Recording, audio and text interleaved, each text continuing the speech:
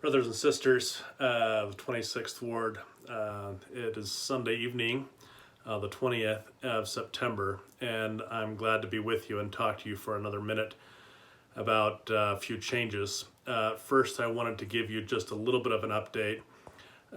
We've had some sad news this week with Brother Brian Richards being in the hospital, and wish him and pray for him the best. I know there are others in our ward that are struggling health-wise, and we remember them and want them to know that they're also loved. Because I know that President Richards has been such a huge part of our ward for so long, I wanted to at least pass on that message. And I've expressed our entire ward's expressions of love and concern to his family, and want his family to know how much we care for them, and this tender time is difficult, but we love him and the people that surround him. Starting out on that sober note, gives a little perspective perhaps to what we do here in the church, and I appreciate the plan of salvation and the chance we have to have temple blessings and eternal families, and I'm grateful for the opportunity that we have to serve in a way that brings those to light. I am truly grateful for all of you for your testimonies. We're 2 weeks away from another general conference, and I wanted you all to start to prepare and to remind you to prepare to hear the word of the Lord from his servants as they speak to us. As part of that preparation, we've asked the young men and young women in our ward to go out and interview some of our more mature members. We won't call them old, we'll call them more mature members, in a special activity a few weeks ago. So they went out with their smartphones and they videoed interviews, and tonight it's my privilege to share one of the first videos that we were able to make with you. It makes me very happy to live here among such stalwart members of the church with the amazing experiences. If you'll scroll down in the email, I'll have a link to the Hear Him video that you can watch. And I love these members of the church, and they're just fantastic. Their testimonies and their experiences are without compare. And it made me very happy listening to those stories and those experiences. A brief update on what's happening with changes to our meetings. I won't go through the entire list of what we changed last week, but I'll have written it again, and we'll send it out with the email. But just know that our sacrament meeting worship service is changing to 11 a.m. beginning next Sunday, September 27th. So don't show up at noon, you'll have missed the meeting. But if you get a chance, come at 11 o'clock. We have no longer an alphabet split, and we hope that you will all come and you'll take the sacrament meeting worship meeting seriously.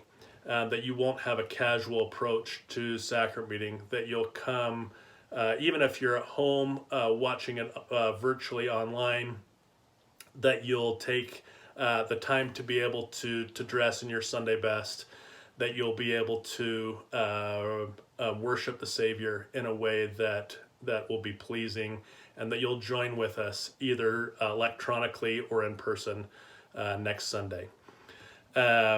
We want to remind you all that in-person sacrament meetings still will require masks, and we're very grateful for the compliance that our ward has shown with that directive from the church in wearing masks during our participation in our worship service.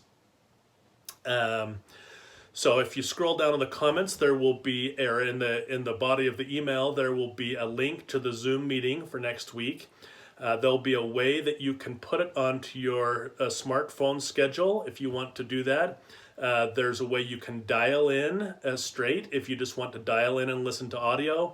And there's also a link with a meeting ID code and password if you want to join via smartphone or via tablet or via computer.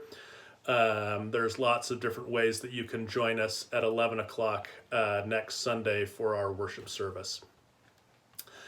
We are going to have and complete the worship service with speakers and musical numbers, and then we will close the Zoom meeting and have the sacrament after that.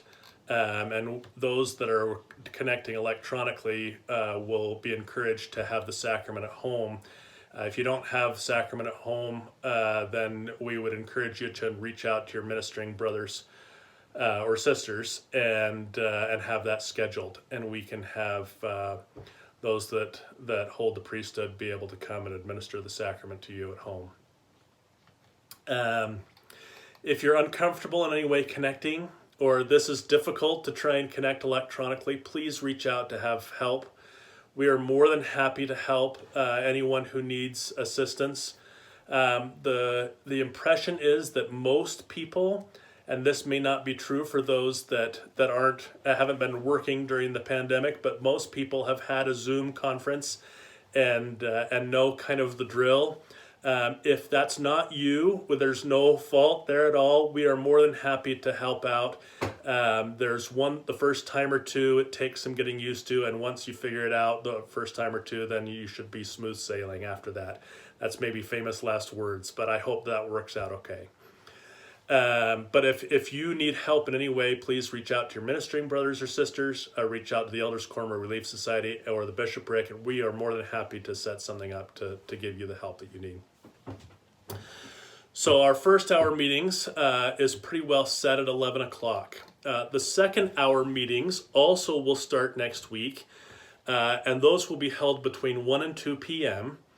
A separate invite will be sent from the various organizations. So next week's meetings will be Relief Society, Elders Quorum, and Young Women's classes and Aaronic Priesthood classes.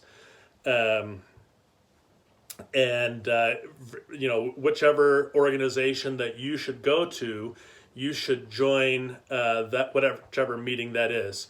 Now, I know that's going to be a trick for some of you, and if there's questions or problems, I'm more than happy to deal with one-off issues. We're more than happy to try and make different accommodations if that would be easier, to try and make any various activities work. We really would like to try and keep everything to the same hour in the afternoon rather than try and spread things out to try and maximize time that can be spent with family on Sunday. And so if there are ways that we can try and accommodate individual circumstances, we'd like to try and do that first.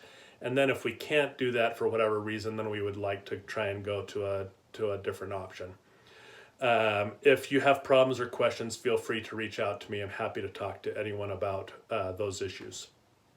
So as far as the schedule goes, September 27th, as I said, will be Elders Quorum Relief Society, Young Men and Young Women.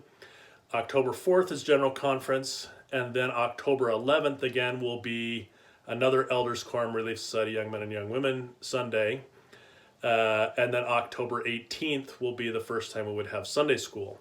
We'll likely have one gospel doctrine class, but each Sunday school class will send out various links or ways that you can connect with your class, or however that works best. And those will be sent directly by either the class leaders or by the Sunday school presidency. I know this is all a grand experiment. I hope that it works. We think we're positive about things working, and I'm grateful that we have so many good audiovisual people. Diego Cornell and Brian Roberts and Jaron Ingerbauer have all been outstanding in trying to make these things work, and I'm really grateful for them and for the service they provide to the ward in trying to make all these things work.